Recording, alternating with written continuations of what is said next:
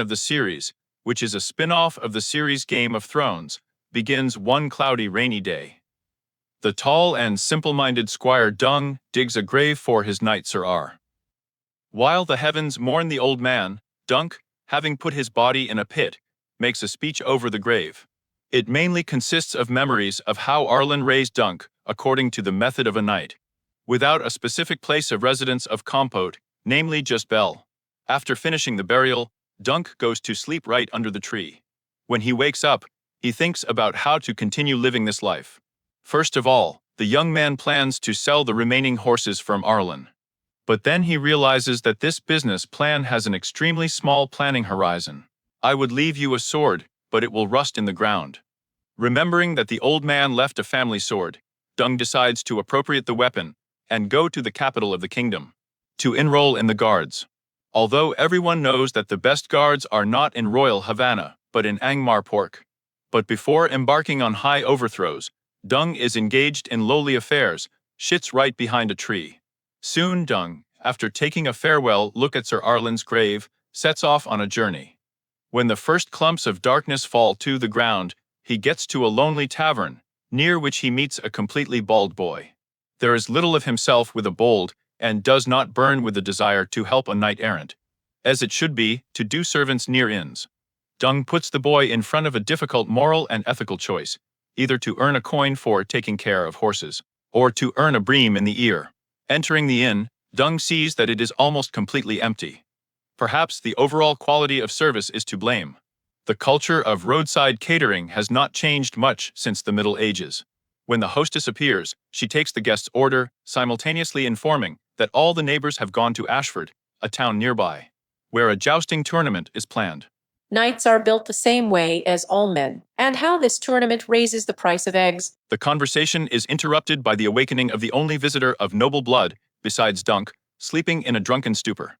Brandishing a knife, he says he saw Dunk in a dream and warns him to stay away from him. Away. When the aristocrat leaves, Dune, having had a snack, goes to the stable to pick up the horses and go to Ashford for the tournament, because he has a new plan. In the stable, he sees a kid playing with his armor while sitting on a horse.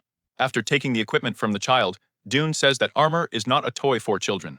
Better let him take the villas and clean up the manure. The impudent servant retorts that Dunk is not a real knight.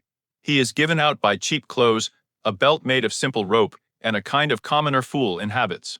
However, the kid volunteers to become Dunk's squire, since he is an orphan and will not be anyone else. He is not needed, but he refuses the request to feed himself first, and then hire henchmen. Already sitting on a horse in a low position for the start, the young man throws the boy a coin, but he is too proudly offended to be content with this handout, and does not even pick it up. Dung and the horses set off in the middle of the night to get to Ashford before dark. Driving up to the venue of the tournament, he sees the tent city almost like the Grushinsky festival, only there are fewer musicians. Citizens drunk in Dupel, and, in general, somehow cleaner. Dung's passing the duel field, where the knights will soon compete. Then the young man goes to the castle, where he asks for an audience with the master of the games. Having risen in his room, Doom says that he wants to take part in the tournament. Since the event is only for knights, the former squire lies that before his death Sir Arlen knighted him, telling him to continue the good, the forest business of fighting with their own kind for the amusement of the aristocracy and the plebe. The master would be glad to believe him, but he needs witnesses that the initiation took place. Otherwise, Dumka will be executed as a deceiver and a criminal's oath, impaled according to the method of Ivan the Terrible, nicknamed Vasilievich for his cruelty. But in fact, the bureaucrat is joking like that. No one will execute him. But in order to participate, it is necessary that one of the noble knights who knew Sir Arlen entrusted the idea in order to avoid any political incidents and other infiltration of mercenaries into the tournament. Dung remembers seeing the banners of the House of Dandarian, under which Sir Arlen served a few years ago. He decides to ask for surety from Sir Manfred of this house, hoping that he still remembers him. The master reminds that it is necessary to confirm his status at most tomorrow morning, otherwise he will not be allowed to compete. It also turns out that the loser in the duel gives his weapon, armor and horse to the winner, to redeem for gold after the tournament. Donk goes to the tent city. Tying his horse, he goes to Sir Manfred's tent, firm where the guests and a satisfied professional student come out. Perhaps someone is playing preference nearby. The red-haired girl says that Manfred has laid down to rest and will sleep until the evening.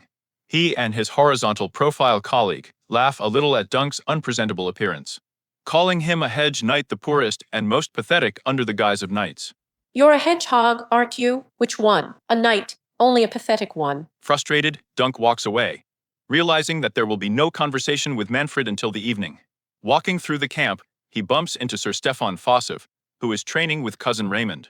Noticing a tall bully, without shyly staring at them, Stefan offers Dunk to arrange a demonstration training duel. However, he refuses.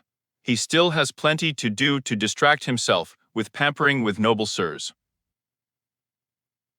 Outside the tent camp, Dunk finds a clearing with a tree. A great place to camp. There he washes in the river, after which he washes his clothes in the old-fashioned grandfather's ways, beating the dirt on the stones. In the evening, having washed away the dirt and stench, Dunk returns to Sir Manfred's tent. The prostitute tells him that the knight is still asleep, so he will have to come back tomorrow morning. Dom follows the girl to her tent, where she and her partner decorate the third colleague on the last journey. But this is just a role-playing game for a rich client.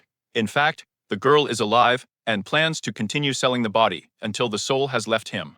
Seeing that the courtesans, though without malice, but mock him, Dunk walks away.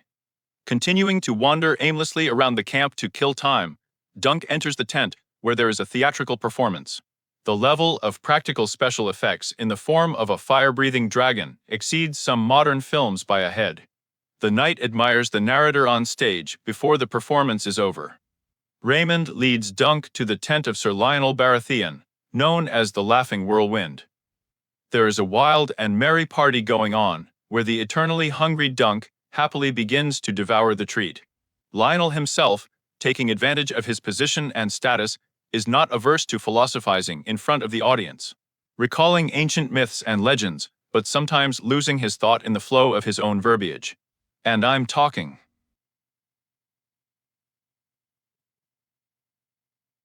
Lionel also offers the audience a reward of 100 gold coins to anyone who can defeat him at tomorrow's tournament. The guests continue to enjoy the phenomena and dances on the table in a fit of irrepressible fun. Suddenly, Dunk notices that Lionel's assistant is beckoning him to the knight's table. It turns out that Lionel doesn't like the way tall Dunk slouches. The owner of the tent believes that this is a sign of cowardice. He wants to attract as little attention to himself as possible, so that the noble knights do not beat him. Lionel instructs the young man that since the gods have endowed him with heroic growth, then he should be tall and not be shy about it. Lionel then asks what gift Dunk brought him. According to Baratheon, all that ordinary people need from aristocrats is either their help or their head. Lionel directly asks Dunk if he has come to cut off his head. But the simple-minded young man admits that he was not aware of the local rules, but stayed late at a party. Because the food is delicious here. Lionel likes such an honest answer. He invites Dunk to dance with everyone to stir up the clumsy on high dismissal. Lionel steps on his feet with his heels, forcing him to move his limbs faster. The dance is gaining momentum and liveliness, and as a result, Dong already manages to step on the host of the party's foot, and even pushes him. But Lionel is such audacity and courage just funny. He continues to dance with the distinguished guest.